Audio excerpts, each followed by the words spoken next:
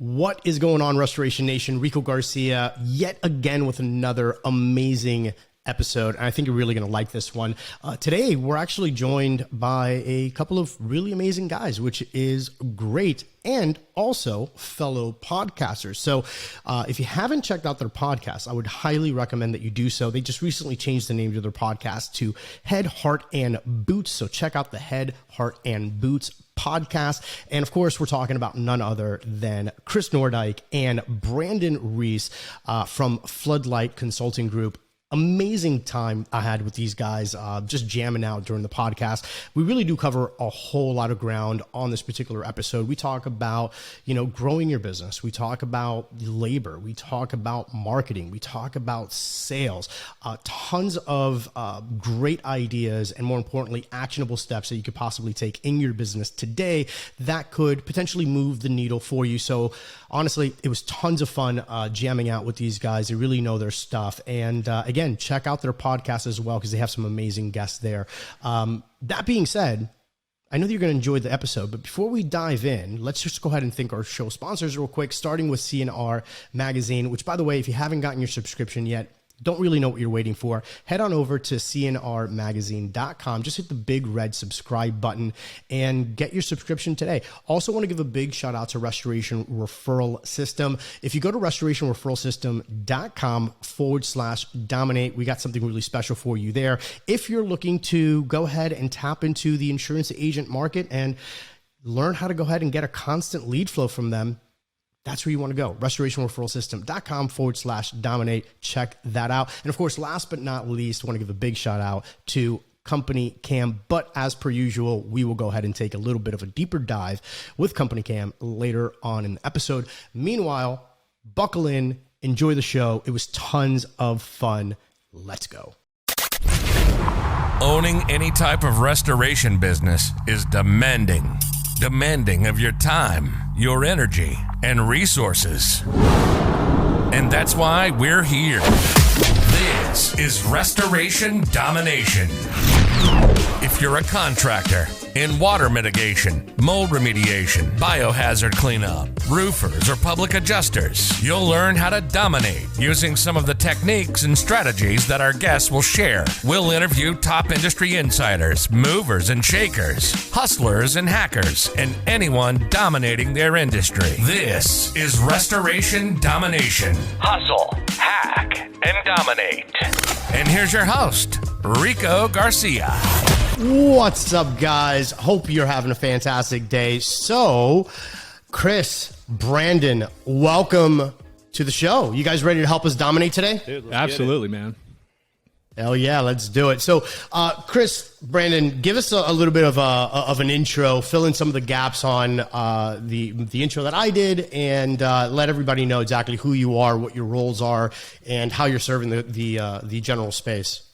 Yeah, so my background, I started out as a 19-year-old selling knives for Cutco Cutlery. It was my first sales experience, and frankly, it was a pretty formative experience. I still draw on a lot of what I learned selling knives, frankly, in restoration today.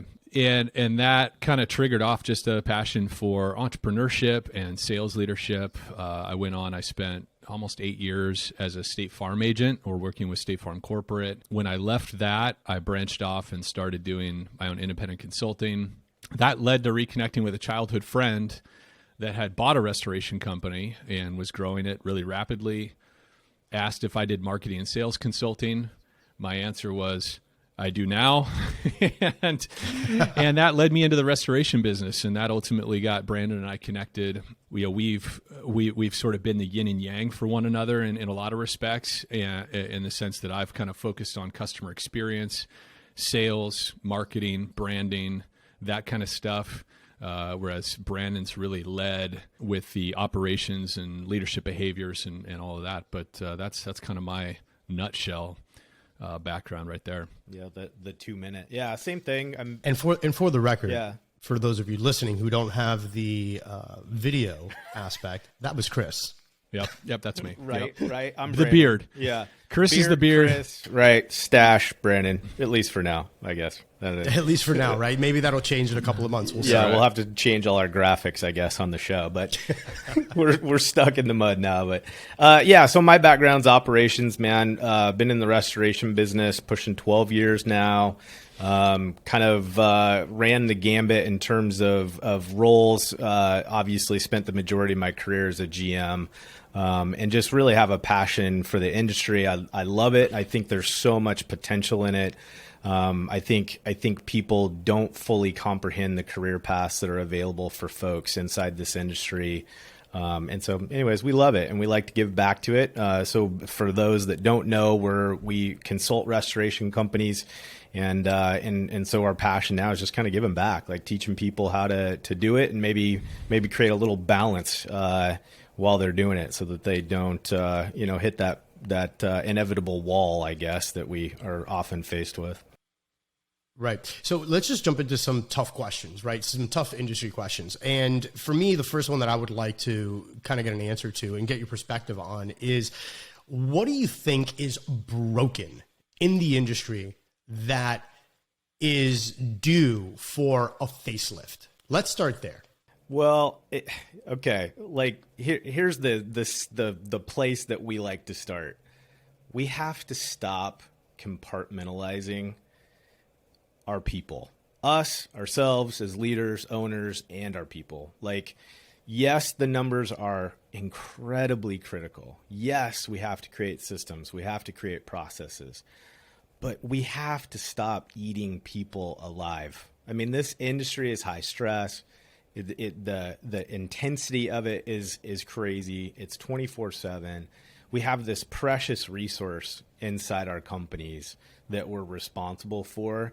And the better job we do taking care of them, hearing them, understanding them, they change the face of our business. Like, and people, the industry, the bar gets raised, and the clients that we serve, their experiences change. So anyways, this is soapbox potential for me. I love this stuff, but I think at the end of the day, we just have to change the way that we're equipping ourselves as leaders to deal with our people, and we have to change the energy and what we're doing to take care of them once we get them on our roster. Yeah, I think anybody that's been in the trades, I spent some time as a high schooler and later in college just doing odd jobs in the trades and working on construction sites. And I just think that the industry historically has been very transactional when it comes to labor, right? It's just plugging people in. Obviously, we rely heavily in the industry on temp labor, and it's very easy to disregard what kind of relationship are we building with our people. And I think the days when, like, our grandparents would just put the nose to the grindstone and work for the same company for 30 years so they can collect their pension, buy their RV, and sail off into the sunset. Those days are gone, right? The workforce that is coming into the industry, or that we would like to have come in the industry, they're interested in meaning, right? What's the impact that I'm able to make? What's my role in this larger vision, right? They want to be a part of something bigger than themselves. They don't want to just show up and work for $1. And so I think that's a real growing edge for our industry. How do we meet people there? How do we address that? How do we adapt kind of our process and procedure and the way we look at our business to create that kind of experience for the workforce that's coming in, you know? Right. From a technical perspective, do you guys have any opinions on things that have consistently been done over and over and over again in the industry that you think that the industry now is ready for a revolutionary change? And if so, what would that technical thing be? Well, so I'm going to pivot to what I think has been a technical or a routine practice in our business, and maybe Brandon will have more of an operational, like, equipment thing, or I don't know. But, on my side of the business, the long accepted sales methodology has been candy and smiles route sales, route marketing.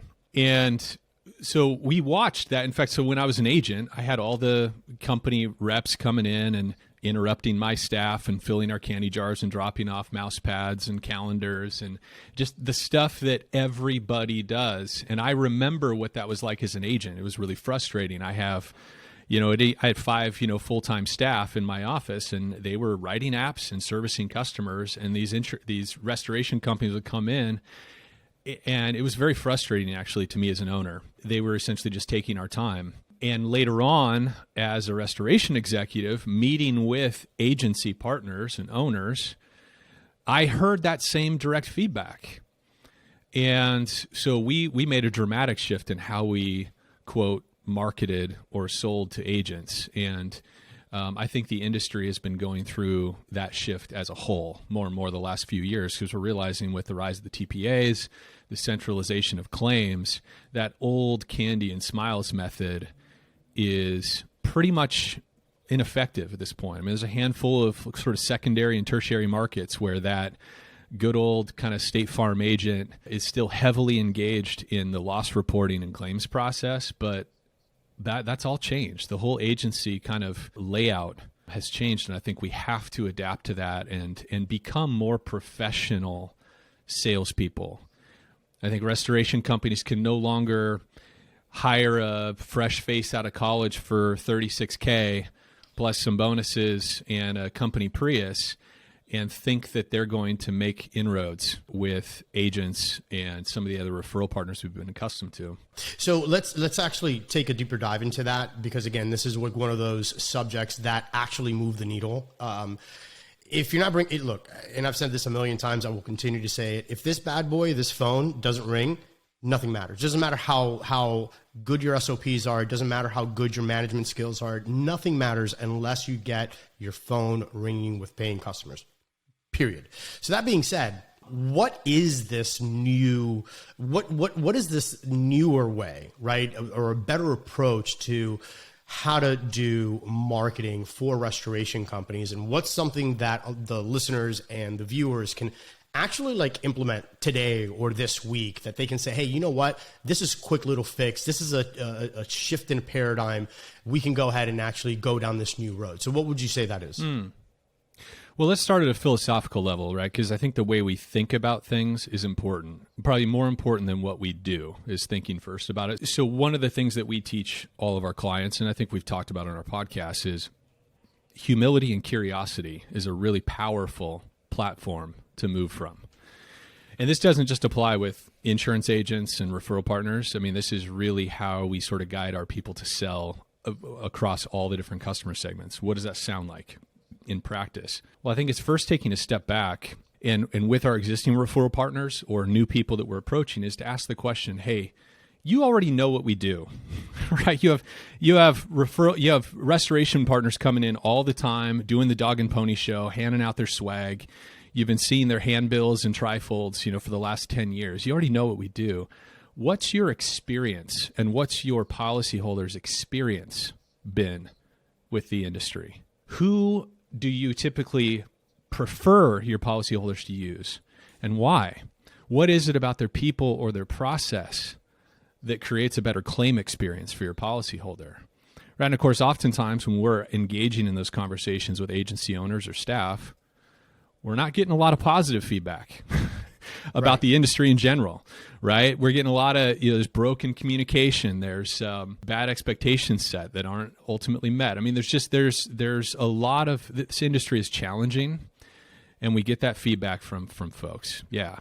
Poor communication, poor follow through, et cetera, et cetera. And so I think from there, once we understand the actual pain that insurance agent or staff person has dealt with in our industry, then we can actually speak to the systems and the procedures we put in place to try to solve for that pain, right? And so then there's a whole slew of systems, obviously, we can create to create better communication, more reliable customer experience for policyholders, more reliable communication with our referral partners to reduce the number of surprises and frustrated calls they get from their policyholders in the process, right? But it starts with that humble, curious posture of, hey, instead of me coming in and telling you how many vehicles we have in our fleet and how great of, equipment roster we have and how we have an app. Which all is a commodity. I mean, everybody does it. Let's call a spade. Everybody does it, right? Let's call a spade, yeah. Yeah, one thing I've been saying like over and over again, because again, people's like, oh, be different. It's like, let's talk about our equipment. Let's talk about how we can, other companies dry out in 4 days and we dry out in 3. The client doesn't know the difference. Like really, it's all the same. You're a guy in a truck and you got equipment. that's it, right? So really, like you said, I mean, focusing on what's in it for them, whether that's the end customer, whether that's the referral, whether that's the pro, you really got to come from it and from a position of saying, hey, look, I know that you're in business. You need to make a buck. There's nothing wrong with that. I think that there was a point in time where talking about money was taboo. As a matter of fact, I still think like in our industry, to some degree, if I could be like so bold, it's kind of taboo, right? Because if you notice, like in the business, it's like, oh, be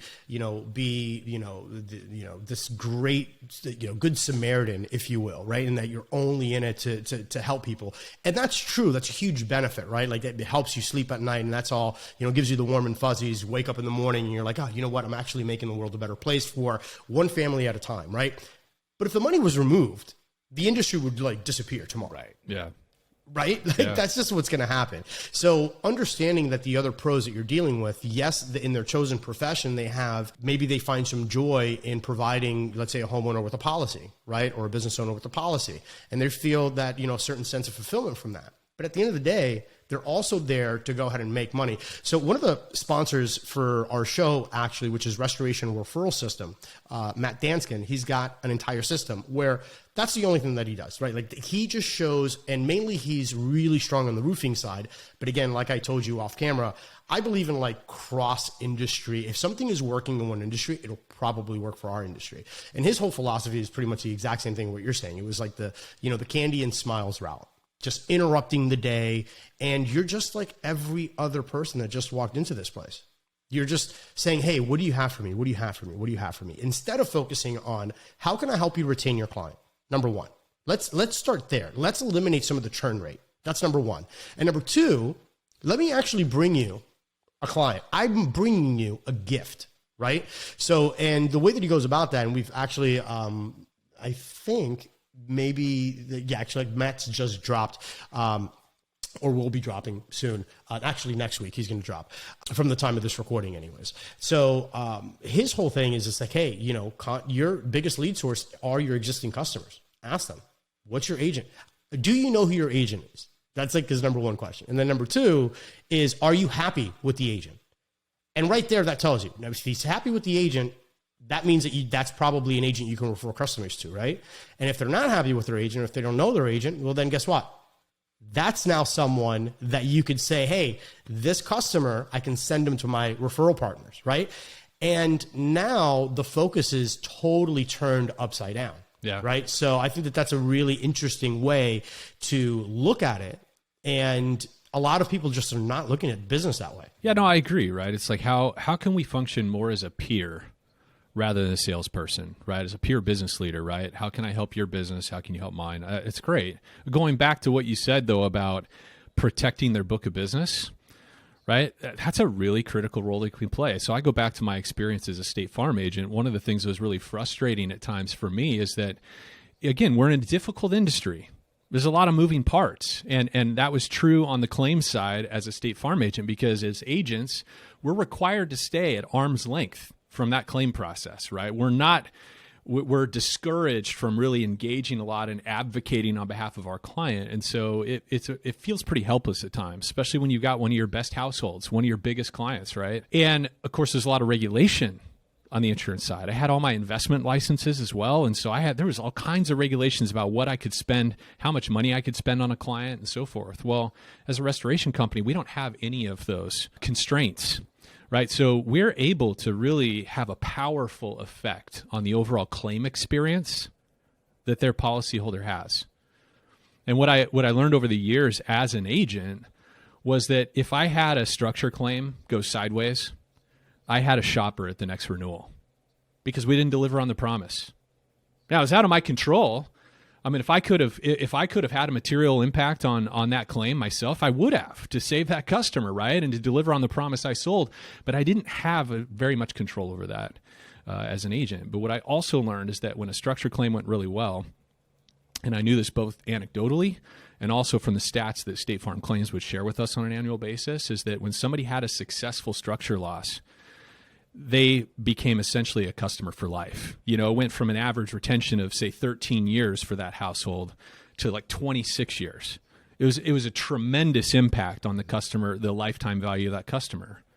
And so knowing that, right, we tried to develop an approach with agents that let them know how seriously we took the claim process, right? Approach them more as a peer, more as a business partner, and referencing that information, because honestly, a lot of agents aren't even tuned into that. They don't, a lot of newer agents, they have such a high demand on sales production. The service and the claims side is more of an afterthought. And so I think there's an opportunity to really educate agents as well on the role that we can play because of everything I just said. Well, I think those things apply across the board. So even if you take that same concept or idea and you leave that agent, market segment, the same things apply. Like our clients, whether they be direct, B2C type scenarios or whatever the case may be, they've got chain of command. They have a book of business of some sorts. They exist to serve some group. And so just coming in and really understanding, okay, how does your business model work? How do you serve your client? What does a great client experience look like for you? Okay, here's the tools, the resources that we can bring to bear to help you shape that experience, right? Whether it be our communication methods, like how easy do we make this on-site supervisor? How easy of a job do we make it for them to report the conditions of their job or their area of responsibility to their chain of command? It's the same idea. It's the same principle. So just kind of coming in with that mentality of, okay, this isn't transactional. It's not about me giving you a service and you paying me and you trying to make that as easy of a process as possible. It's much bigger than that. It's more, okay, let's come in and understand you and let's do some minor tweaking and modification to make sure that what we deliver in exchange actually helps you. Not only does it fix this problem, but bigger picture, it helps you look like a superstar to your chain of command. It makes you look like a superstar to your client or to your tenant or to whatever that whoever that service group is. Like that mentality, like Chris said, like that's kind of what's missing. Like a lot of us, because we're insurance-based contractors, have forgot what it's like to sell our services. Like, yep. Many of us, and especially ones, and this is not a negative statement, but this is in general, for those businesses that the vast majority of their work is coming through some kind of national contract or a TPA or a program, the idea that they may have to bid or tweak their numbers like puts them into a frenzy. Well, what we've missed in that is we've forgotten how to earn our next job, right? Like we have forgotten that we're the professionals. We're the ones with all the experience. What are you bringing to the conversation when you show up? Like, is it, I'm just irritated because they don't understand the flow and right, like they're making it a pain in the butt and they need their hand held? Or are we approaching it like this is chaos and our job is to come manage that chaos and make it as simple for this client, this relationship as possible? So again, yeah, it's mainly mentality. But then it's our service process. It's process procedure. Can you do the same thing that you promised time in and time again? Yeah. Adaptation. How have you noticed like these new thoughts, right? Which again, they're not really new. Like they've always been there. It's just a new spin on it, right? It's just looking at it through a new lens. Are you guys finding that when you're approaching other pros, maybe they're kind of set in their old ways, are you finding that these are easy mental and physical transitions, or is there a lot that you have to kind of work through there? The interesting thing is that I don't think anyone ever hears it and goes, oh, I don't know if I can do that. It's almost what you see as some freedom. Like I think what we probably fall victim more times than not is, well, this is just what people do in our industry, or that's what dad taught me how to do. Or, well, I don't know. I was a tech at some brand for a long time. And then eventually I became a leader in the industry and I'm doing it. That's just what everyone always did. And part of that, Rico, as you've probably seen, is we are so stinking siloed in this industry. It is nuts. Like we had this really refreshing conversation with a high level operator today. And I was really blown away by how sharing this individual is. Like he's probably spent 5 or 6 years participating in different groups, different associations, literally just sharing a ton of information that has shaped his business. And he is an elite operator, to say the least. But my point is like, why was I shocked by that. Like, it's kind of sad that I'm like totally blown away by this guy and how free he is with his experience, with information, with tools and resources that he's using to be successful. But that's kind of our biggest problem is that we've just created these silos. So we don't know any better. When you get past that, people are honestly really excited to go talk to people this way. And they're really excited to kind of shed some of the stigma and just be friends with people and just talk to them like peers. And I mean, how many entrepreneurs or business owners don't understand you need to earn your next job? Like, by us just reminding them, you know, they're like, oh, good. Right. That's why I got into this in the first place, you know? I think what's hard is you are kind of introducing a new language to the business, a new way of thinking about our customer, a new way about thinking about our work and how we're delivering our work. Like, it does require us to kind of expand our view of the business. And I think sometimes, especially as charismatic leaders, I mean, you see you're a very charismatic person. As charismatic leaders, sometimes we think we can just cast this new vision and everybody will just fall in line. and that's where the work comes in, is that, and I don't remember what business leader, if it was Tom Peters or Patrick Lencioni, talks about how as leaders, we have to say something 7 times before our people actually hear it. And it's been probably true to Brandon and I's experience. It's probably a pretty accurate number. It doesn't take 25 times, but it also doesn't take 1 or 2. And I think that's where a lot of business owners struggle with change, is they get a great new idea and they go to deploy it at their next all-company meeting or their next leadership meeting or production meeting, and they say it once or twice, and then they go off chasing the next squirrel. And they're like, oh, crap, well, why is that new process or that new attitude or that new sales step, why is that not being deployed anymore? Well, it's because we only talked about it once or twice. And so that's where a fair amount of, it's the accountability and the support that Brandon and I provide is, okay, how do we communicate this effectively to our team in a consistent rhythm to where it actually gets adopted and it becomes normative? Because that's ultimately the process, right? It's going from new and novel, and everybody buys into the why. Yeah, this is a great change, but it is a behavior change, right? Yeah. And so there's a process. Well, it takes a little bit of hustle muscle, right? Yeah. And this is where I think that certain aspects of the majority of the industry is lacking a hustle muscle. Sure, you can go ahead and lug air scrubbers up, 10 flights of stairs. Okay, fine. We're not talking about that kind of hustle.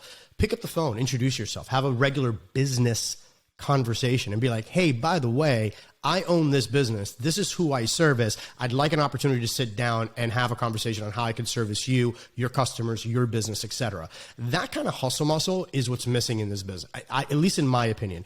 I caught a very, very good podcast by you guys with Tom, and ironically, I was catching this, I was listening to it on the way back from Captiva, and my wife was in the car, and she's like, I swear to God, I'm listening to you speak.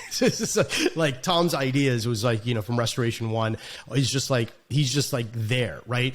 And I think when I'm talking innovation in the industry, that's kind of what I see, right? And I think that the new wave is that kind of a model, right? Where it's from the ground up and from the very top of the company all the way down. We're getting to a place where we could say, hey, look, we're the pros. We have the power. We went out, we got the certifications, we've got the training. We know what we're supposed to do in order to service our clients better than anybody else. Now let us take control of where the money comes from.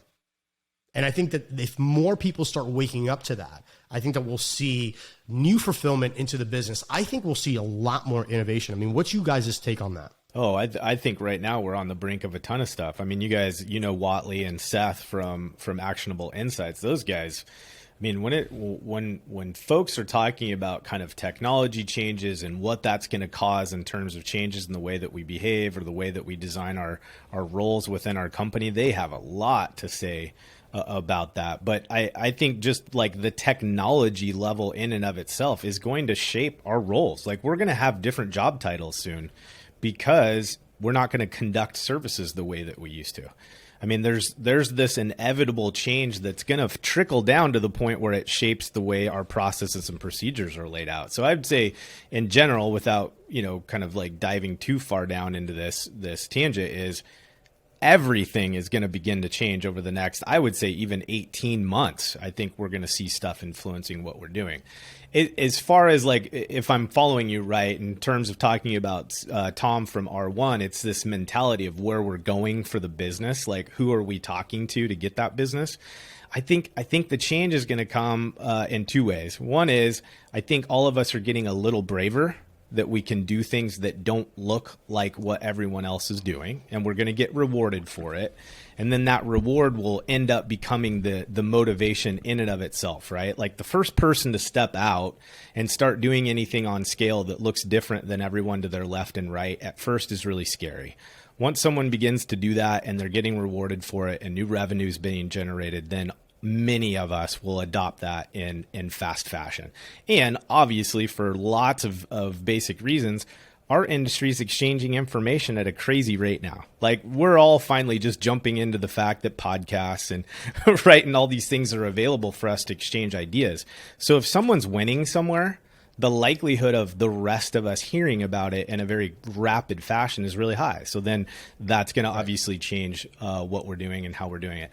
I think the other place, though, that we're going to see a lot of influence or change coming into the business, and we touched on it already, is the workforce's expectation is changing. And so therefore it's going to force all of us to make modifications to what we do and how we do it. So like these two forces, right? Like, you're going to see the people that help us generate revenue changing in the way that they want to work for companies and the type of companies they want to work for.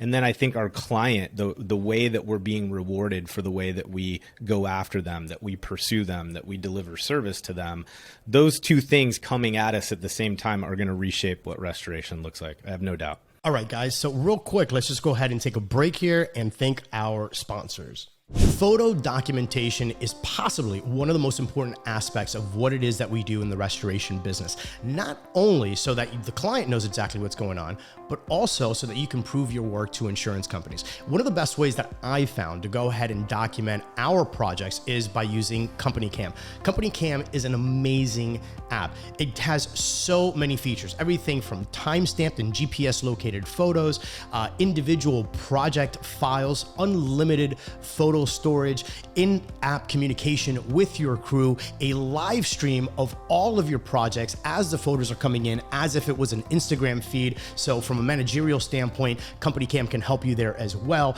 But more importantly, it gives you the ability to protect your organization while documenting and keeping everything nice and neat. So we've got a really special offer for you. If you go to companycam.com/dominate, not only will you get your 14-day free trial, but you're also going to get the first 2 months 50% off. So again, head on over to companycam.com/dominate, get the app, and I'm sure you're going to love it. All right, guys. So we are back. So talking about systems, I want to start getting into the nitty-gritty of the systems, right? And what that kind of looks like, because I think that this is a really important topic. So that being said, let's talk about what those changes are exactly, right? Like, what do you see happening with, the software that's being introduced into the business, what these new roles potentially are, and what should business owners be looking at, like right now? Like, looking out into the horizon, what should they be focused on and be like, hey, this change is coming, and these are the internal changes that I need to start making in my company to be prepared for that? I think there's one really obvious one right now, and that's the role of an estimator. Right? Like, we're all seeing what's happening with DocuSketch, and we're seeing what's happening with Matterport. And again, Watley and Seth with AI, like they're sleeping, eating, and breathing this on a regular basis. The technology that's capturing data from the job site is doing it in such a way that there's these insane efficiencies that are going to come from it, and it's going to change what level of experience and expertise an estimator has to have, right? Like, when you can go literally capture the data and take it with you, meaning you can literally pull up that room, that job site anywhere in the world after you've scanned it with these cameras, it changes who can write an estimate and where from can they write an estimate, because they no longer need to have that skill set to go out on the job site, understand the inner working details of that construction site, right? They don't even have to have some of the relational capacities that we've depended on estimators having in the past. And so what we're seeing is that the input of information to create let's say an exactimate estimate, like the profile of someone needed to do that has changed rapidly, and it's only going to speed up. Now, granted, is a data entry person going to replace someone that can go to a large, complex commercial job site and really understand the workings of that? No, not today. But 9 out of 10 losses that the average mitigation restoration company is doing, like estimating is going to become data entry. So what does that mean then? Like if we look at the role of our estimators, a lot of us deploy them in a form that's data capturing and sales driven, right? Like a lot of times these are our relational people. They're getting ink on contracts. So if we're identifying that the vast majority of the data input is going to be done through 3-dimensional image capturing, or it can be done through artificial intelligence, taking that image and inputting it into an estimate of some sort, then who are we hiring? Well, are we calling them estimators still? Or do we have data entry personnel that capture information and put it into an estimate? And then do we have this new shape or new forming salesperson that we're deploying into the field, still going after relationships, still trying to create, depth with referral opportunities? But so anyways, that is one on the books right now. And for a lot of us in our operation, estimators are probably one of our highest paid roles, if not the highest paid role, between base compensation and commission packages. So if you're, in that situation right now where you've onboarded Matterport, it's part of your mitigation process now. Those images are getting captured like clockwork every time. And we're starting to understand that what's required to write an estimate is changing. Well, are you recruiting that same 6-figure estimator right now if you're getting ready to onboard a new one? Or are you going to dissect that role a little bit and maybe look at those job titles and responsibilities a little bit differently, knowing that this technology is at hand? So I think that's one. I think that's one of the most obvious examples. I think the other places that we're seeing, and we've only talked to a couple people that have started to even consider this, is how remote our coordinating and administrative staff is going to be. Now, I don't won't go into all the different tangents of what that workforce may look like, but it certainly is not necessarily 10 people sitting in an office any longer. So again, I think those are examples of really tangible right now in our face things that are changing, and we have a lot of tools to get that work done and not necessarily use the same methodologies we were using even a year ago.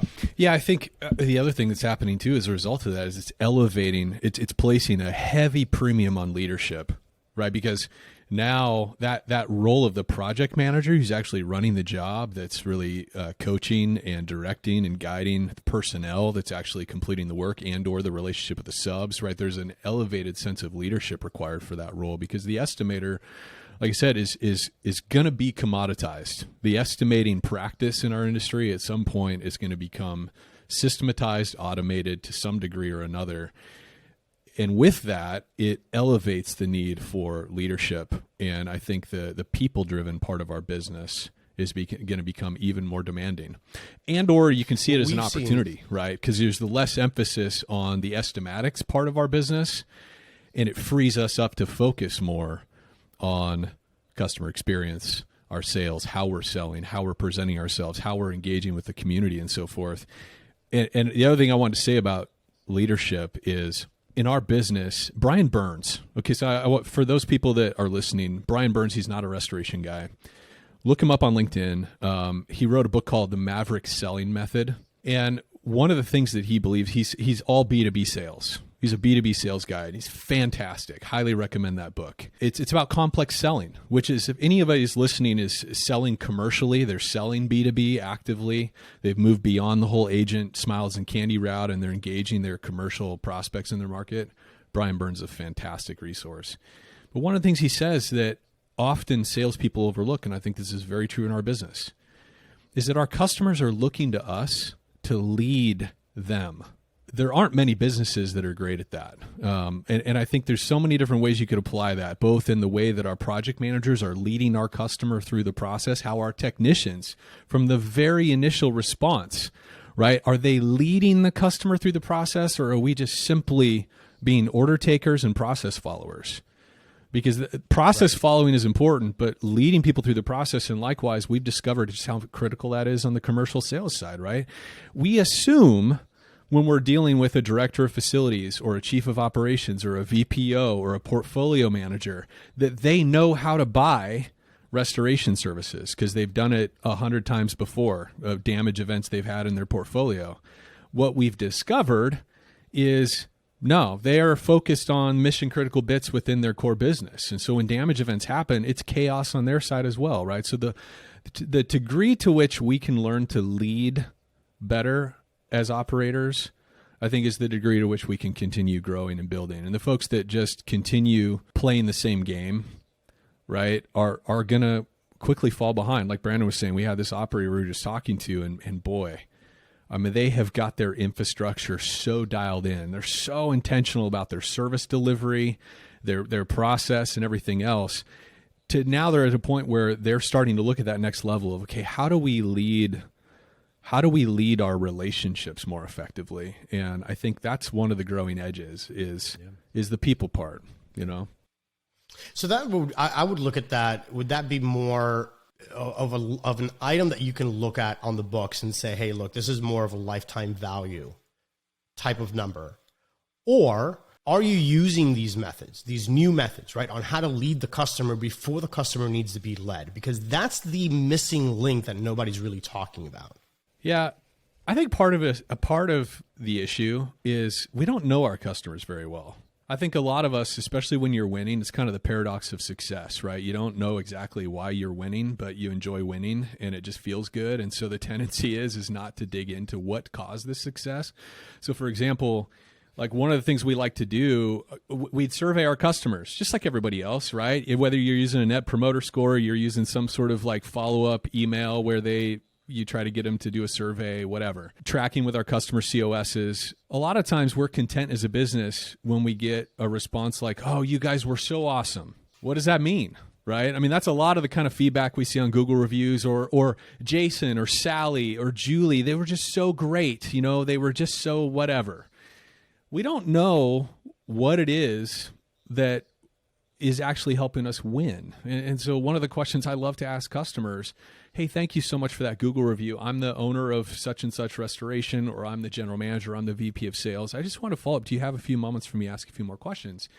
Hey, what about our people or our process really made your project go smoothly or made it less stressful for you? And they're really documenting what are the adjectives they use. Like what was it actually about our people or our process? Because then we have actual data. Not only that we can take back to our team and and create points of pride amongst the team of things that customers actually appreciate about what we do. It also reinforces the systems we put in place. Hey guys, I mean, here's the thing. When we always put booties on, before we go into a customer home, right? Listen to what Sally said to me. I asked about people process, and what she said was, I really appreciated how much the team respected our home. My husband and I saved for 14 years to build this custom home, and I so appreciate it when everybody put those booty things on. Those things that we take for granted in our process is just like normative. Like, well, of course, we're going to, right?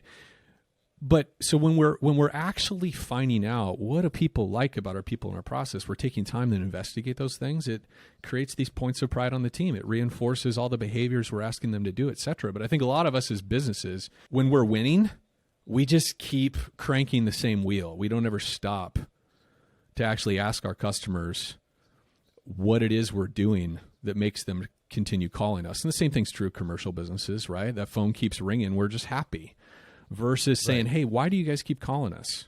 Yeah, and I think if you kind of circling back around with what you asked, the reality, it probably affects both, right? That you by some of these tweaks, these modifications, these behaviors that we identify and adopt in the system, they're going to contribute to both. They're going to feed the machine long term. They're the things that create the exponential growth, but they're also the things that make money right now because they affect efficiencies, they affect employee adoption, they affect maybe margins because of efficiencies on that specific job that we deployed some of these differences. Like, I mean, if you think about it, the richer our relationship is with our client, the person that we have an inked agreement with that we're working with, as a restoration contractor, how many times when you've, through whatever, whether it was intentional or not, you created this deep sense of trust. Somehow camaraderie was built from the very beginning. How much bandwidth then do we have to be the professional in that relationship? Lots, right? That trust gives us the freedom to create the margins that are fair and appropriate for our company. We don't get caught up in recommunicating or hashing out things because we haven't developed trust with the client. Like, there's a lot of positive impacts that come immediately with that practice just by having more trust with our clients. So again, I think as long as I understood where you're going with that, I think they affect both parts of our business immediately. Right now, yes, you can see this on the P&L, and yes, tomorrow when we continue to grow and we see our TPA commitment or how much of our business is made up of some kind of thing outside of our control lower, right? Yet our business, our revenue, top line continues to grow. So anyways, I think they'll hit us in both spots for sure. Yeah. Right. So let's talk about marketing to new companies, new property management personnel, end consumer, things of that nature. Have you guys noticed a new or newer to our industry adoptions on the digital front, or is the old school door knocking, sending out flyers still what most people are considering marketing? And what are the most effective things that you've seen today being implemented with the innovative thinkers in the industry? Yeah, well, from what I can tell, that's really your wheelhouse. Is that digital marketing space? It's. Well, I didn't want to give myself a plug, but thank you. I appreciate it. No, I think that we don't major on that part because it's not our wheelhouse as much. But what do we see? I think it's both and. Right. It's both and. It's doubling down on the relationship of how we're talking about ourselves, how we're presenting ourselves. So that door knocking, the old school, right, hand to hand relationship building is still very critical. And I think there's an opportunity to differentiate through the way that we engage in conversations. And of course, we're seeing a lot of success by people being creative and leveraging the different PPC opportunities, right? I think one of the things we haven't seen as much of yet that I think is a sort of a horizon that's coming up is social marketing. Like there hasn't been a lot of presence from our industry in the social space, but I think in terms of creating affinity and top of mind awareness, social is a wide open landscape for restorers. Absolutely. This is a weird thing to say, but when I was looking for influencers in our industry, and again, no offense to anybody out there who thinks they're an influencer in the industry, there were none. There were none. I'm not saying that they're not wildly successful people in our industry. That's not what I'm saying. But what I'm saying is real influencers, right? That have the following, that are putting out that content, that have that social element, this digital soapbox, if you will. There really wasn't a whole lot out there. And it was really difficult to find. Now, that same pattern, when I would go ahead and I would take a deep dive into their social media for their business, which again, I go back and I always say this bad boy isn't ringing, right? And I'm pointing at my phone right now for those of you listening to the podcast. If that phone isn't ringing, it doesn't matter. So, using digital marketing, right? Let's say, for example, I believe in omnipresence. If you need to try to find a way to be as omnipresent as possible, heck, look at our podcast. Our podcast isn't just a podcast. It's on video. It's on LinkedIn. It's on TikTok. It's on YouTube Shorts. It's on everywhere. Anywhere that I can have potentially a touch point, I have it. We have our website. We have the snippets and everything. Any possible medium that we can go ahead and pull out of this, we're there, because we got to find the customer. We got to go to where the customer is, period. Right. And when I would look at what companies are doing with their social media, these huge companies had 600 followers, and it's wow. And most of them were all their employees. Yeah. So it's I think that there's a huge opportunity there, right? To, for example, door knocking, right? If I'm going to go out and let's say that I want to go on a prospecting kick and I want to go ahead and get in contact with property managers, I'm probably not going to pick up the phone and start just randomly calling people. right? What I'm going to do is I am going to start digitally introducing myself and then make the phone call. Right. And I'm not talking about like, please don't be that guy or gal who jumps in on LinkedIn DMs with like, you know, a cookie cutter message. That's just obnoxious. Like everybody knows what that is. Like that's not really introducing yourself. Spend a little bit of money, put your money where your mouth is, right? And it doesn't have to be a big production. Just pull out your cell phone and be like, hey, what's going on? This is what I do. This is who I service. This is what my customers are saying. Like just brag about what it is that you have. I mean, you built this, right? Like if you got customer testimonials, that's a big deal, right? Like, so showcase that. And then all of a sudden, once you've, you know, have retargeted these people and they've had several touch points, it's very different now when I'm like, hey, what's going on, Brandon? My name is so-and-so. And you're like, oh yeah, I saw this guy. Yeah, he was on YouTube. He was on, you know, LinkedIn. He was here. He was there. He's like, yeah, what's up, Rico? What's going on? Totally different conversation now. Now I have that control. So are you noticing that more companies are doing that? Because for me, honestly, I haven't seen a whole lot of that action in our industry. And I think that that's where it needs to go. Well, I think there's a couple things. Like first off, I think people need to get reminded sometimes of the difference between sales and marketing. Like, amen. Like sales, that is, go face to face, make the handshake, right? Listen to them, come in with curiosity and humility, hear the need, and then say yes. Hey, I'm willing to promise you that our team can produce what you need. We can answer these problems for you. Marketing, that brand awareness component. Can I just add one last thing? Because I wouldn't be true to Rico Garcia fashion if I didn't add this. Okay. The most important part of the sale, people, don't overcomplicate this. Ask for the order. Yes. Everything else is great. Yes, ask the intriguing questions. Be the investigative seller. Be the consultative type seller.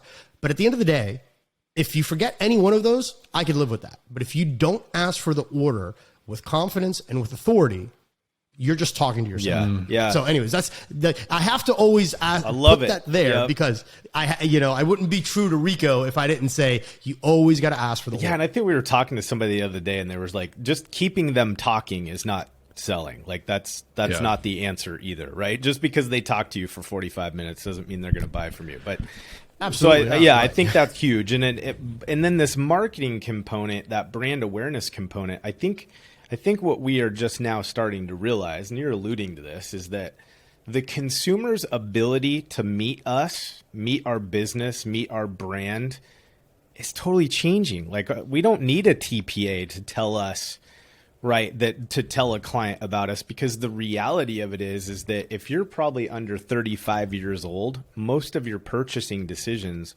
are not made because you called some legacy corporate entity to get that information. Like you already had that information a long time ago. And so yes, it is this really viable solution for us to adopt in our process. Is it being fully adopted yet? No way, not even close. And what I'm seeing, and again, this is opinion only, we're doing the wrong stuff with our social media too. Like I'm probably going to offend someone by saying this, but imperfect action is better than perfect inaction. So if you're doing something, kudos to you, and I tip my hat to your bravery. But us doing the another good job by, so-and-so West Side, another, here we are again, right? Taking water out of the flooded kitchen. Like if we look outside of our industry and we monitor what other folks are doing successfully with those social channels, that's not what they're doing. What they're doing is they're exposing you to who they are, right? Here's what I think, and I'm sorry to cut you off because I just don't want to lose this, because I really do think that this is valuable. And I think that there are tons of companies, and hopefully some of those companies are listening to the show. But here's something that I believe, like your next hire, if you are financially okay in your company and you can afford a new hire, this is the best hire that you can make right now for your company. A full-time videographer and editing person. That's it. You want to go ahead and turn an ROI next month that blows your mind? Go ahead and start documenting. Don't make commercials. Document the human element of what's going on with your customer. So instead of taking the same horrible picture of a 2-foot flood cut throughout a commercial building, let's talk to the commercial property manager. Let's talk to them. right? Give me a testimonial. Walk me through and invest a little bit, guys. Guys, we have such like a high profit margin business. That's if it's done properly, assuming, right? So I'm making some assumptions here. But if you're actually running a fairly decent ship, this is a high profit margin business, right? Invest in a couple lavalier mics. Invest in a video guy. You know, even heck, you can get them like right out of college, like pre-college, and you know, they do amazing work. I mean, and they're out there, right? And you can even give these people a profit share because you can track all of this traffic, right? If it's, you know, a lead that came in through YouTube and then it came in through Google and then your Facebook page or your LinkedIn, you can track that and be like, hey, look, based on your video efforts and your marketing prowess, this is, you know, let's go ahead and work out a percentage deal. So there's tons of creative ways, right? It's resources versus resourcefulness, right? Lots of resourcefulness that you can draw from to go ahead and get these people in. But now all of a sudden you're walking with a property manager that you could just see the stress melted away because of the way that your company was there. And now, even though you're saying, I'm doing this great job, that's considered boasting. Yeah, right? Exactly. But if Jimmy, the the property manager, is saying, you're doing a great job, now it's a totally different scenario, right? And those are the types of things that if you can put those out there on your digital soapbox, right? I think that that's what really is going to move the needle. But yet, I don't know. The people just aren't doing it. Yeah, I think we haven't quite grasped onto the fact of who our audience is. Like we're having a bit of a difficult time understanding that the average consumer has shifted, right? It's not the baby boomer generation is not necessarily our biggest consumer, our end user. It's a different age group, and that age group makes different purchasing decisions, and they use way different tools than we did to make those purchasing decisions. And so, no, I think you're right. I think it's very front edge for our industry. It's not in other industries, clearly. But for us, yeah, we're just now starting to wrap our head around the utility of it, the opportunities. And you said, getting a kid right out of college, I guarantee you that most of the key leaders or owners probably have someone in their household that this is second nature to them. Like when I talk to my kids, I have a 21-year-old and a 20-year-old. Half their communication methodology has been digital from the second they could do it with any kind of intentionality. Like, they'll make fun of me based on how I'm even interacting with social media, right? Like they're like, oh my gosh, it's so secondhand to them.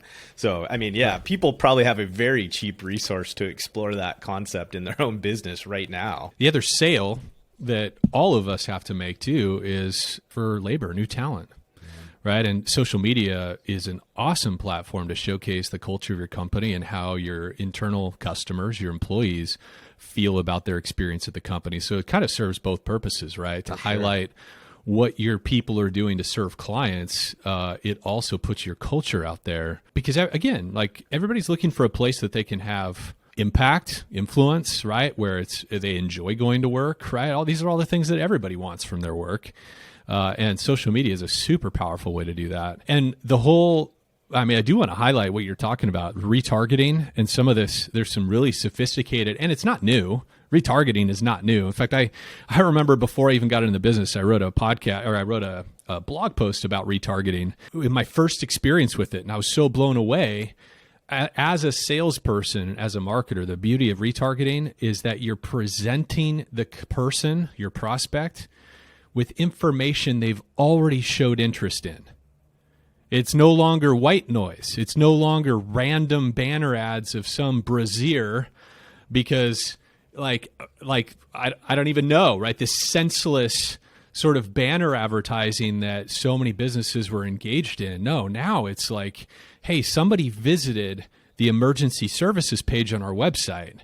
They don't just randomly land on that page, and then I'm able to present follow-on communication and value-added material that can help me develop that, quote, relationship with that person without ever even talking to them. It's really incredible. And really get even deeper than that, because now you could say, hey, look, someone visited my homepage or someone visited my emergency water mitigation page. Okay, great. Maybe it's a competitor. Maybe it's not. Maybe it's an actual customer. How engaged is this customer? How well do they resonate with me as an owner, my management team, what have you, right?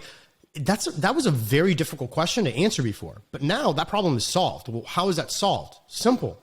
Use video, right? Because now you can go ahead and start siloing these people, put them in buckets and say, hey, look, if they watch 10% of the video, it's this category. 25% of my video, well, okay, obviously they're listening, right? 50% of my video, ooh, that like I've captured someone's attention. 95% of my video, and they're doing this consistently, that's probably going to be a customer. If they're not a customer right now, it's because they don't have emergency, they don't have the need for my service, right? But more than likely, if I keep touching that person and I stay front of mind, and that's the beauty about like remarketing and retargeting, and more importantly, using video, putting a face to your organization is the way. Like the Coca-Colas, yeah, I mean, we all know the Coca-Cola brand, right? But we're not going to have those brands happen again. Like that's never going to happen again. The Nikes, the Coca-Colas, and all of these like just brands. Starbucks, right? You could just look at a logo and be like, oh, I know who that is. That's not that's not the buying pattern anymore, right? People now need a face and or a mission to go along with the company name. And if you can't broadcast that effectively in a shareable and borderline viral type of way, even if it's within your industry, I just don't think people are really going to last in the business. Unless, of course, they are subject to TPA work, and they're like, okay, just spoon feed me. Like I'm okay. Yeah. Well, the consumer wants that too, though. When we go into people's homes post fire flood activity for us, right? Obviously service businesses in general, you're going into a private place. Like they're not ordering something on Amazon and having it delivered to their house. Like they're inviting a stranger into their home in a moment. Normally, even if it's a service company of any kind, you're going to work on an HVAC, unit or a leaky pipe. Like you're going into someone's intimate domain and interacting with their very home space. Like they need to know who they're buying from. I mean, it's as simple as like ID badges with photos on it. Like you having pictures of your team on your website, you doing video content, and them being able to interact with the individuals within your organization. Like they need it because there needs to be some form of relationship that's being built before they invite you into this intimate space in a moment of really high need. Yeah, and speaking of interact, right, making your website also interactive, it's a big benefit. I mean, obviously, every company needs to find out whether or not that's a road that they want to go down. But what I mean by interactive is, let's just speak hypothetically. Let's say that you've got some of your main pillars for what we call the restoration business, right? Our world. Let's call it water, mold, fire, and perhaps biohazard, right? That's 4 services. So most websites they're a labyrinth, right? It's a maze. It's very, very difficult to navigate. You don't really know where you're going. You're bombarded with all of this information. And we have the attention span of a goldfish right now. Like that's just the world that we live in, right? Well, what if, I'm just throwing this out there, right? For those people that are ready to take action and actually, try to move the needle. But what if you had, maybe your company spokesperson, maybe the figurehead, maybe, your project manager, right? Maybe several different departments, right? And on your video, on your website, you are greeted by a video, right? Above the fold, the proverbial above the fold, and it's a video, and it's an interactive video. And you say, hey, welcome to ABC Company.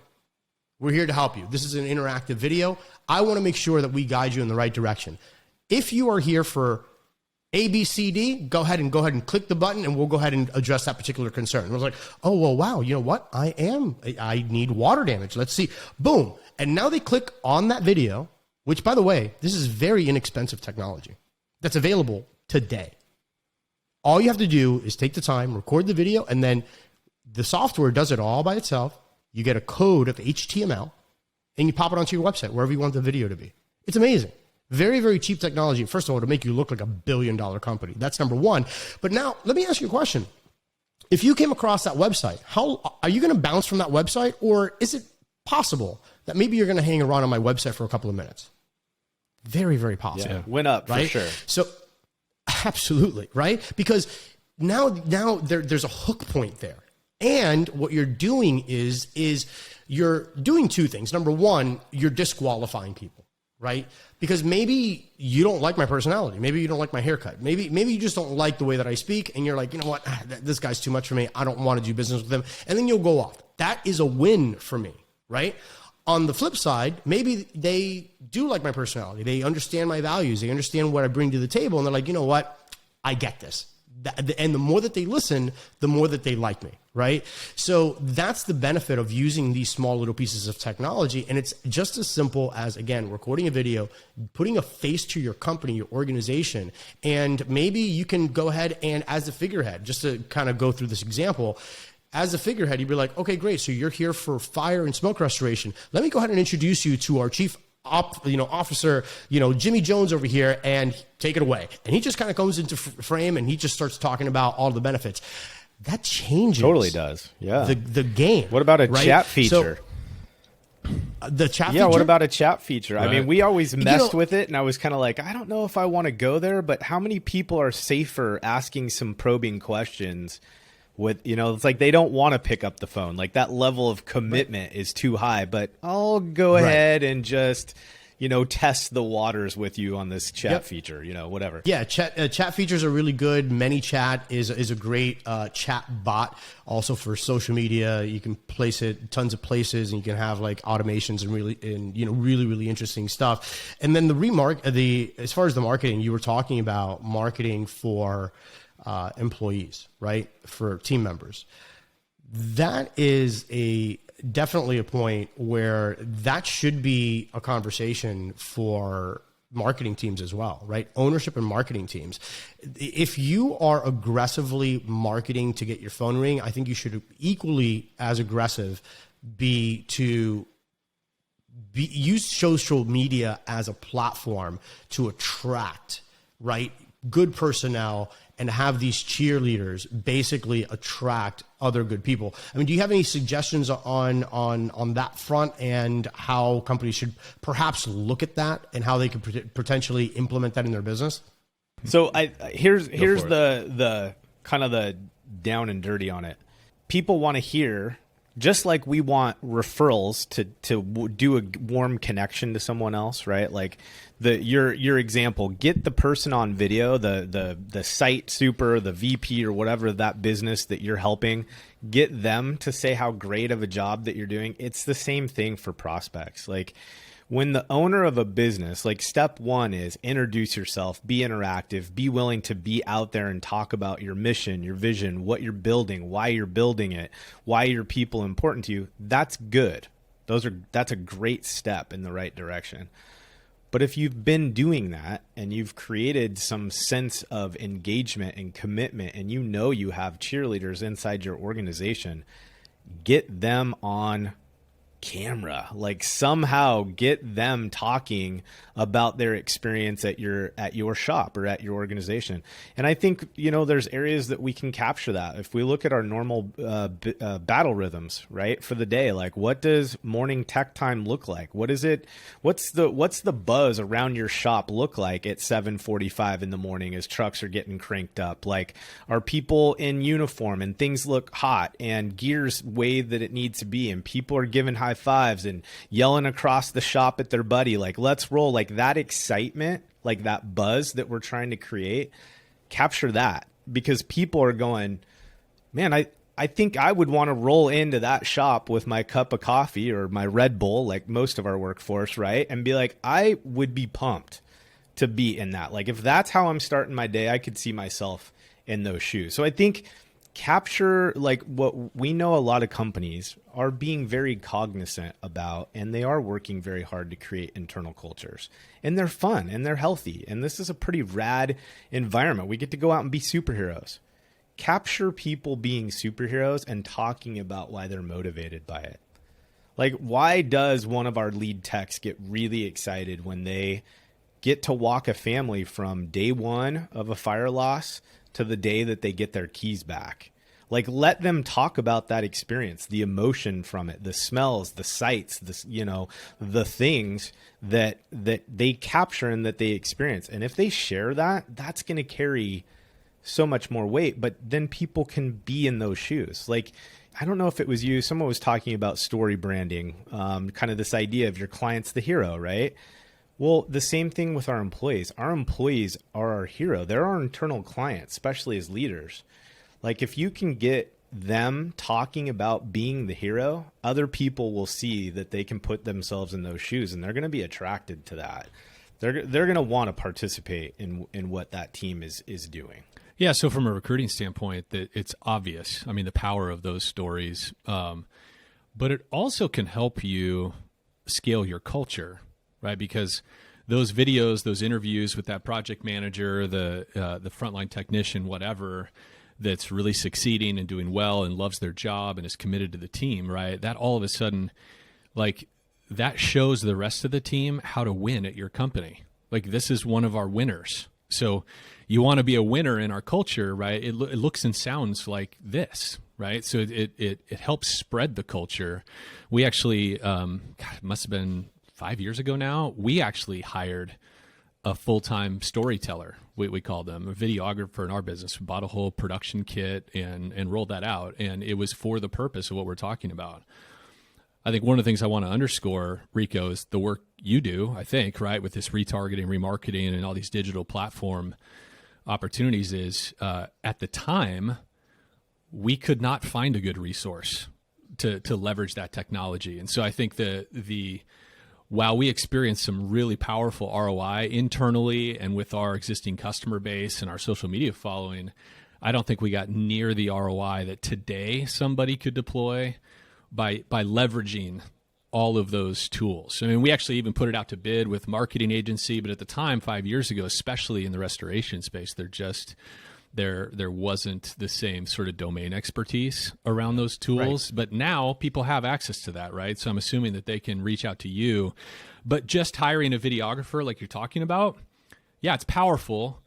Would I do it again without the proper tools in place? I don't know. Yeah, I don't know. Fair. I think it's important for you to have those tools in place. Just hiring a videographer is part of the thing, but having that partnership that can really use that information and get that content out there in a strategic way, not just posting on your Facebook page, but actually leveraging that material. That's where I think it becomes really powerful. And we were a little ahead of the power curve. You know, we were trying to, we always kind of wanted to be early adopters, but in hindsight, I think that piece that you bring is mission critical to making the most of it. Especially now. Yeah. Well, I'm a big believer that the really big successful companies, and I'm using the word big relatively, right? Like this could be, a $5 million company. Like that could be considered a big company, especially if you just started from a truck and now you are making it to 5 million and you're not TPA or program dependent. Like it's not bad. I think you can make your mortgage payment next month, right? So that being said, I think that there's having content and video on an SD card does you no good, right? Having that videographer, typically that's a position that frankly, one individual, one really good qualified individual should be able to manage, right? He should be able to, and that's why I specifically said video editor, because that video editor can now, with a proper SOP in place, can now say, hey, look, we've got what's called pillar content, which is again, your majority of the content, right? Let's say you're doing a job walkthrough from beginning to end, and then you've got all these small snippets, right? Some are going to be for Facebook, some are going to be for Instagram stories, some are going to be for Reels, some of them are going to be for YouTube Shorts, but now over time, you've got this just library of amazing information that you're strategically pumping out into the marketplace, right? Going back to the recruiting and creating cheerleaders, and one last point on social media that I think is really useful potentially is, and I'll get you guys' opinion on this because I think it's really valuable. Companies, should they have one social media and say, ABC carpet cleaning, let's say, or ABC restoration, and that's their social media, and they're broadcasting their employees on that platform? Or, here's another thought, or should the owner of the company, and this is my personal opinion, should the owner of the company or the manager or whoever is running that particular operation create social media accounts, because that's a company asset now, for the field techs, for the estimators, for the marketers, right? And part of their job description, why not, is you're required to post. You're supposed to make some kind of effort in growing your own personal business Instagram page. Let's just use that as an example, right? And now what this does by using that method, number one, it kind of puts some golden handcuffs on some people, right? Because now if you're a marketer, let's say for a restoration company, and you built up your social media presence for that company to, let's say, 10,000 followers, let's just say, that's a company asset though. You can't take that away from you. Like if you leave, that asset is we're just going to change the first name underscore insert company name here. And that asset now becomes somebody else's, right? So there's something to be said about retention, right? In a very roundabout way. But then there's also this thing where imagine if you had a, 20, 50, man crew that every single day, they're like part of their job description is take a group photo, take a, happy job site photo, do a story, and then you tag the main company page. How much power is in doing that? So first of all, that's bleeding edge stuff in our industry. I don't see many service brands taking advantage of the platforms that way. I think it's an interesting idea. I will tell you, when we hired a videographer storyteller, and we were really lucky in a lot of respects because they were already existing in our ranks and they had an interest, a passion for video editing and production and that kind of stuff. So we were really lucky because our team already trusted them. And so that, I think, was why it was such a powerful hire for us, even though we didn't have some of these marketing systems and tools to really leverage it with, is that this person already had the trust of our team. And so what I want to say about that whole like having techs have social platforms and stuff is there was a process of us coaching and our team getting used to creating social media content.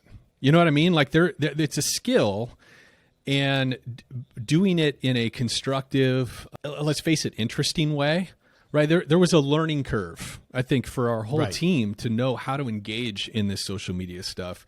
And we were really lucky because we had a champion on the media side that he was always innovating, and he had this baseline of trust. People liked him. And so like he could kind of coach them and direct them and stuff like that. But it was a process of figuring out what do we say when the camera gets pointed at us, right? Like there was a learning curve to it, and I think companies need a plan for that, right? Because if you're going to go whole hog into leveraging social channels, there has to be a commensurate amount of kind of coaching and mentoring and support for the team, and it has to be monitored, right? Because social media is really seductive and that we can get into our posting and stuff and we can quickly go sideways in the engagement, right? And that can become a challenge, like that can become a problem, right? But yeah, I think it's interesting, man. I mean, you're right on the front edge there with this idea of engaging the whole frontline team and your service team and kind of creating their own brands. I like where you're going with that.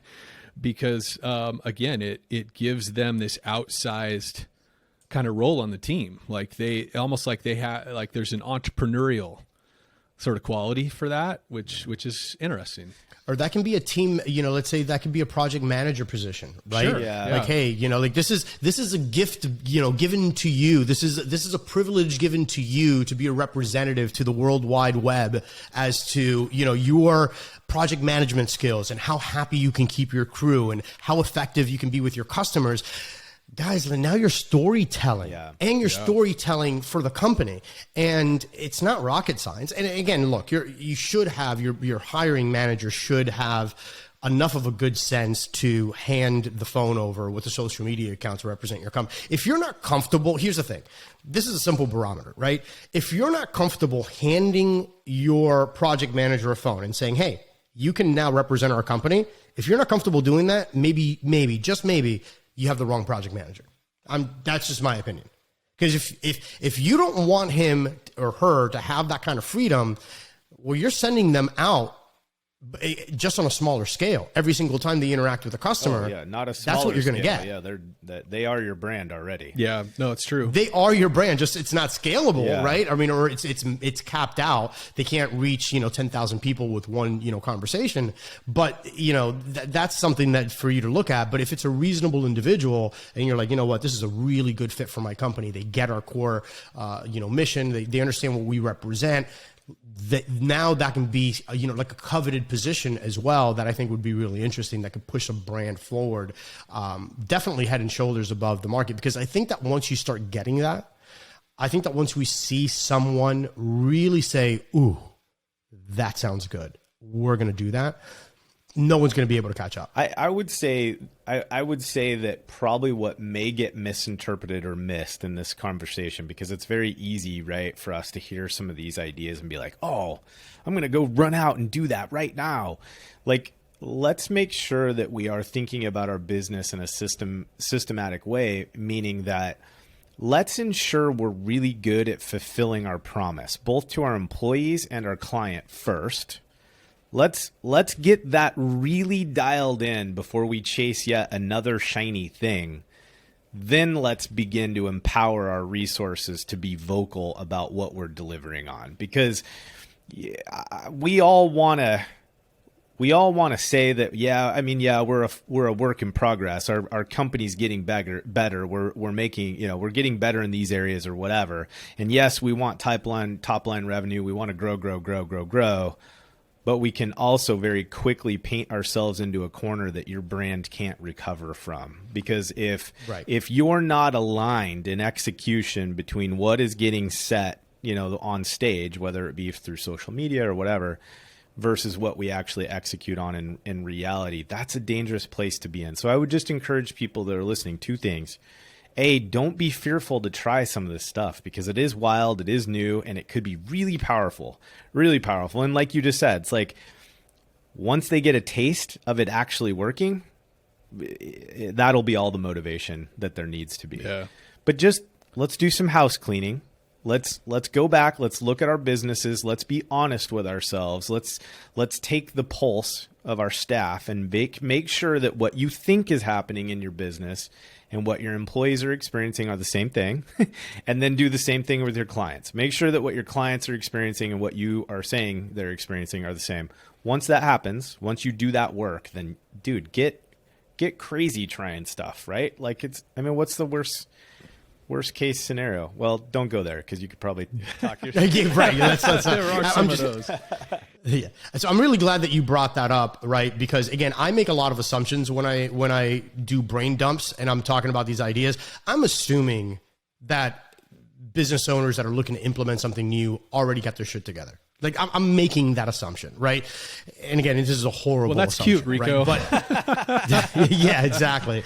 So I'm assuming that when you're talking about if you are going to be providing a service to the public, that you can in fact provide that service, right? Or come hell or high water, you're going to make sure that if you took that customer's money, you took on that customer.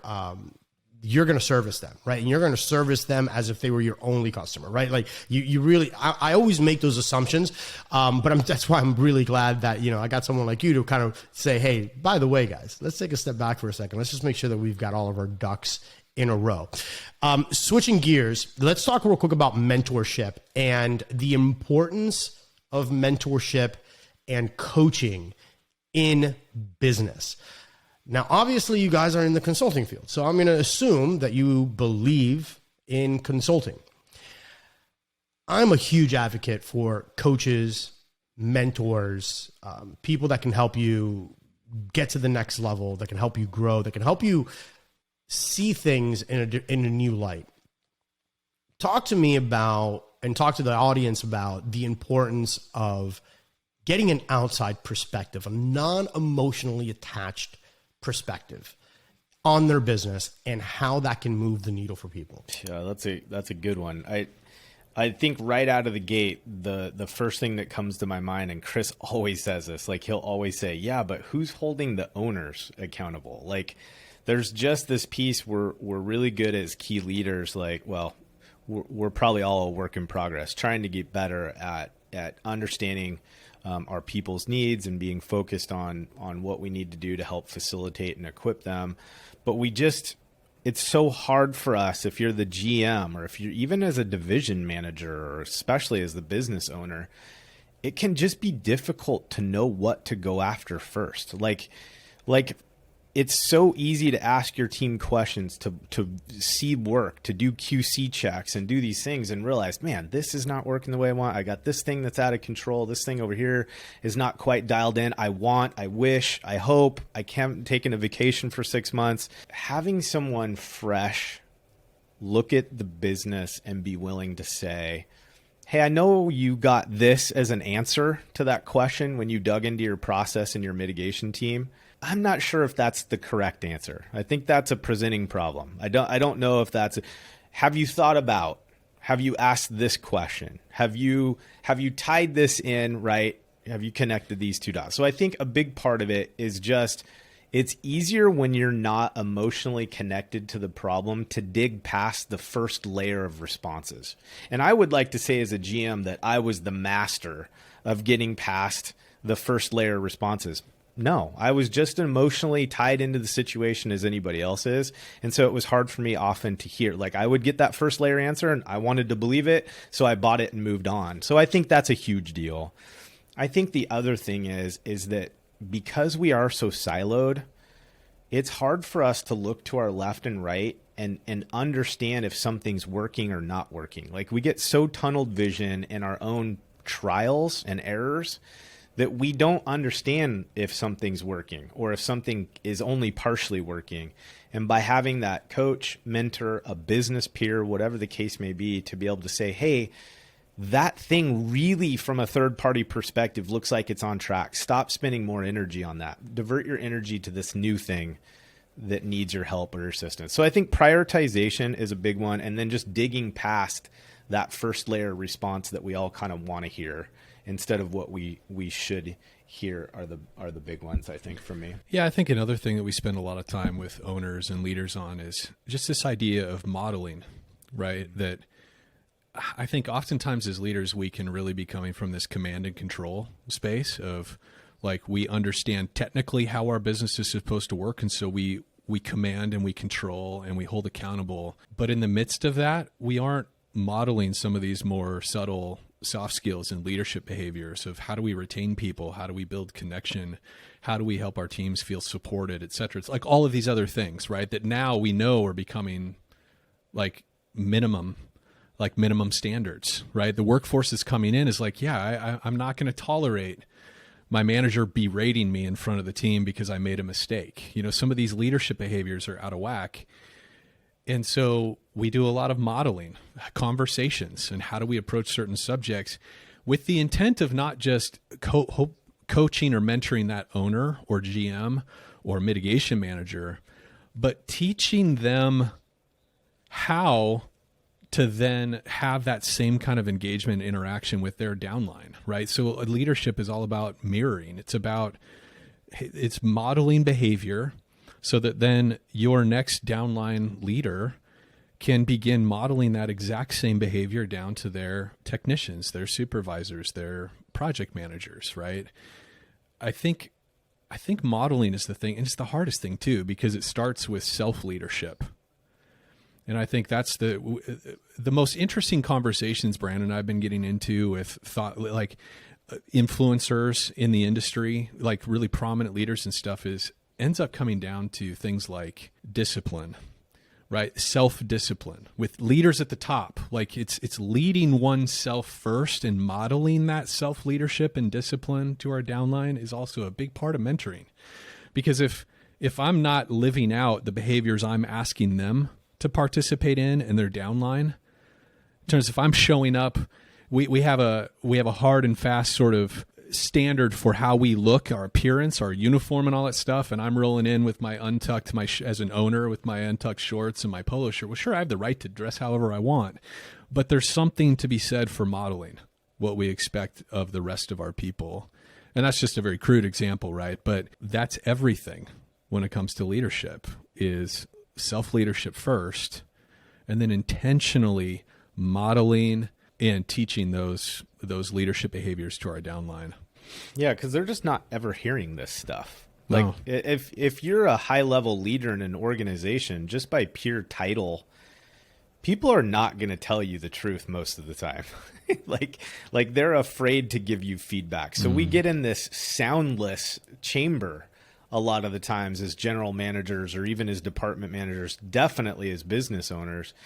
And you don't have really true sounding soundboards coming back at you and saying, hey, maybe point you at this direction. Have you considered, right?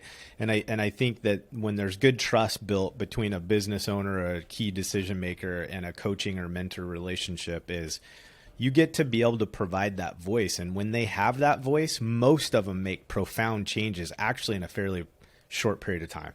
It's like they didn't know what they didn't know. Huge. Right? Yeah, and I think the other thing too, especially with charismatic leaders, right? Like powerful leaders, like there's a certain profile that most of us have some version of, right? We can mistake compliance with our vision or our standards with adoption. We think people are bought into our vision when really they're just acquiescing to it. And there's a big difference. Yeah, for sure. And I think it's just a really common struggle for most business owners is they're great selling the vision. They communicate it really vividly.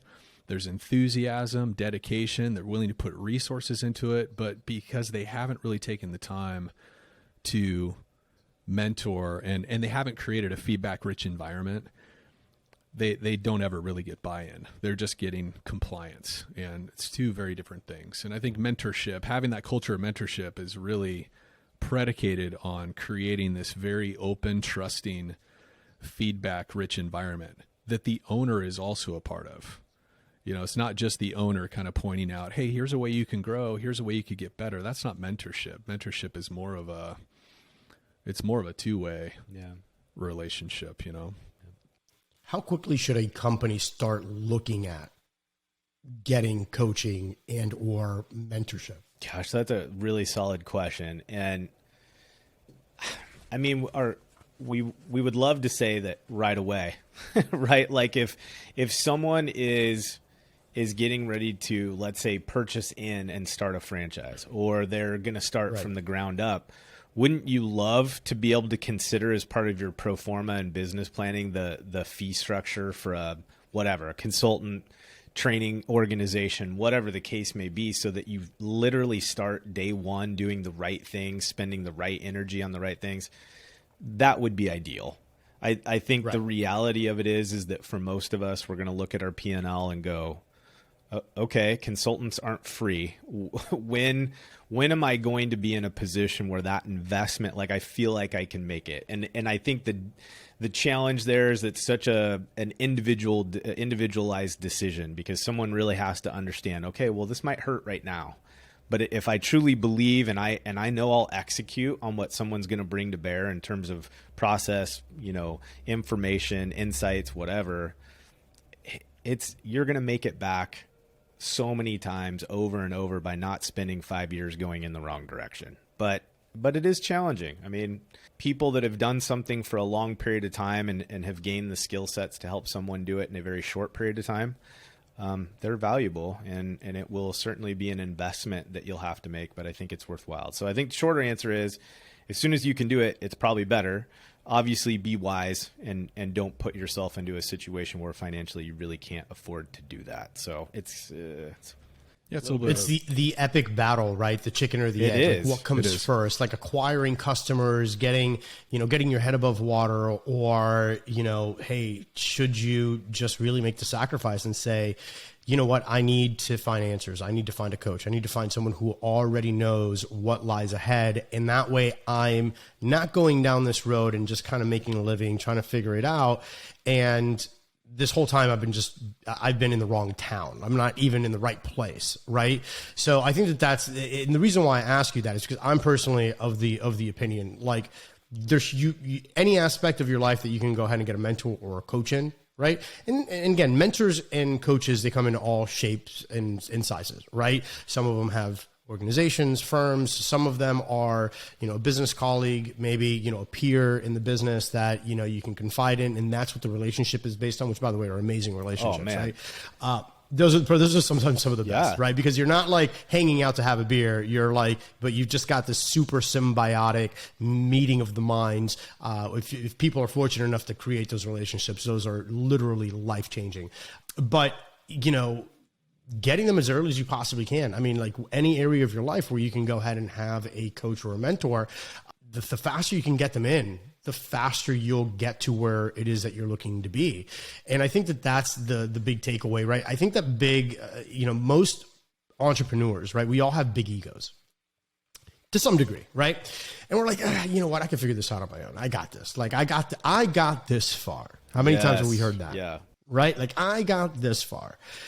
And it's true, right? Like, hey, that's fine. Maybe you do deserve to have a little bit of a chip on your shoulder. It's no big deal, right? But to be able to go from there to say, how do I get to the next level, whatever that next level is, you just have to have a good team. You have to have a good, set of individuals that are going to say, hey, look at it through this lens or try this new thing in your company. And I think that's really where the magic happens. Yeah, no, I agree. I think the cool thing is you can stair step into a lot of stuff. I mean, there are so many cool tools available to restoration companies right now. I mean, like you said, dude, a peer relationship it could be literally the most profound relationship you could establish. Just look in the yellow pages, right? I mean, obviously we're not going to go to print media, but just jump online, find out what someone not in your market, call them. Like they're either going to be a tool or they're going to be kind. You're going to know right away. Yep. To have thick skin, and ask. right? Ask. Like, hey, I'm new in the industry. I'm not in your market. I'm not a competitor, but from what I can tell, what I see about your business, you seem like someone that's got it in line. Would you be willing from time to time to take a call and answer some questions? I guarantee you a lot of them will be like, absolutely no problem. So that's step one, I think, for a lot of people. I think after that, there's also amazing tools. I mean, Reece, the blue collar boys, like there are so many things that for an affordable way we can adopt and bring into our system to add a layer of coaching and training into the system. Before you go into like, let's say a full blown consulting type relationship. So I don't believe it's an all or nothing. I think you can make incremental investments into your strategies and really see a lot of success. So I mean, that is something to keep in mind. Yeah. The key thing is finding somebody outside your business, right? Somebody who's not on your payroll, somebody you don't go to bed with, right? I mean, seriously, Brandon and I have both paid for personal executive coaching and as a company hired professional consultants. And so it's like we understand the value of it because we've experienced it in our own careers and our own businesses. But it's important. I mean, it's not only important to like your business, it being a force multiplier, but from a personal standpoint, right? My wife loves me, supports me. But she and I are not going to get into the kind of conversations that I need to be in about my business. She's not active in our business, right? And so I think our spouses oftentimes, and even our other business buddies, if they're outside the industry, it's still not the kind of external relationship that we really need if we're going to challenge ourselves and grow. We need somebody that understands our business and can provoke us, right? To look at things a little bit different, challenge our assumptions, right? That's the value of having an outside coach, mentor, consultant, whatever you want to call it. Dude, listen to a podcast. Podcast. There you go. Sure. Something is simple. Right? Put it on in the car on your way to the next job. That's half the opportunity, I think, just in and of itself. So Yeah, now with the way that we have data, right? Just all of this, with the podcast and, audiobooks and everything else, you can have a university on wheels. Oh, yeah. Like that's what your work van should be. That's what your commute to the office should be. It should really be trying to, if you have an area of your life, and I think we all have that area in our life. I think if we're really being honest, it's like, I can improve on this. That time that you're spending in that commute, you should probably find a pro in that area that's giving away information. And there's so much free information. And then there's also paid information, and there's nothing wrong. Like, there's not necessarily one is better than the other. I think you got to find out what works well for you, but definitely, use that time wisely and listen to the audiobooks, every time I pick up a book, to me, I use that as a mentoring experience, absolutely. Right? Like, I can't hire Tony Robbins, but every time I'm opening up one of his books or I listen to one of his audios, I'm like, if I was paying for this, what he charges his coaching clients, how attentive would I be? And that changes, right? Because it's just, these are little tricks that I call mental masturbation, right? It's the little tricks that you have to play with yourself in order to really get you to get engaged, right? Because sometimes we also devalue the free stuff that's out there. Probably more so than we want to admit. Yeah. Oh, absolutely. Absolutely. And all of a sudden you put a paywall up and now you're paying $30,000 a year or whatever that number is for coaching. And you were saying the same thing, just like, before, like you heard the same thing like a million times, but now you're really listening. Yeah. Right. Yeah.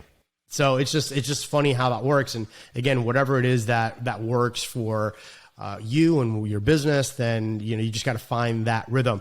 Where can people find you online, social media? I know that you've got, you barely did a plug for your podcast. You should definitely go ahead and plug that in there. But if someone wants to connect with you, they, like your style, they want to go ahead and maybe work with you, where would they go on social media or websites, things like that? Yeah, well, you can find both of us on LinkedIn. So Chris Nordyke and Brandon Reece. Also floodlightgrp.com. And then the Resto Mastery podcast. It's all over. We distribute all over the place. I think Google Podcasts, but also Spotify, iTunes, Overcast. You can find our podcast. So whatever podcast platform you like, we're there. I think we're going on 25 episodes. Yeah. Yeah, 25. So it's been a lot of fun, and it's a great way for people to get to know us and kind of understand where we're coming from. So, yeah. Which, by the way, guys, Restoration Nation, an amazing podcast. I've been going down the rabbit hole and listening to their podcast, and tons and tons of valuable information. I have very publicly said about the war stories and, the old school type way of doing podcasts that were in the industry before. It's none of that. It's actually actionable things that you can do. So it's an amazing podcast. If you haven't checked it out, make sure that you do. I'm going to drop a link in the show notes as well as in the video description below. Show some love, show some support, and make sure that you check them out on LinkedIn. And what's the website again? Floodlightgrp.com. Floodlight Group. Floodlight Group, guys. If you're on the market, right, and you want to go ahead and get, some coaching, you want to get some mentoring, you want to, you like the way that they talk, then they just resonate with you, go ahead and reach out, right, and have a conversation, see where you're at in your business, and if they can help, then all the better, because that's the goal, is try to elevate the industry, one restoration company at a time. And, ultimately that just makes the entire industry better. So guys, thank you so much for taking the time out of your day today and, dropping the value bombs. I mean, I really love what you guys are doing in the industry and how you're helping other companies, and what you're doing with the podcast is absolutely amazing. So thank you so much for taking the time today and joining us. Hey, thank you, man. Appreciate it. Right back at you for sure. You've been listening to Restoration Domination, interviewing the restoration business's top industry insiders, the movers and shakers, the hustlers and hackers. We hope you've gotten some useful and practical information from the show. Make sure to like, rate, and review. And we'll be back soon. But in the meantime, hook up with us on Instagram. Find Rico at Rico Garcia Jr. And check out the YouTube channel at Restoration Domination. Till next time, this is Restoration Domination. Hustle, hack, dominate.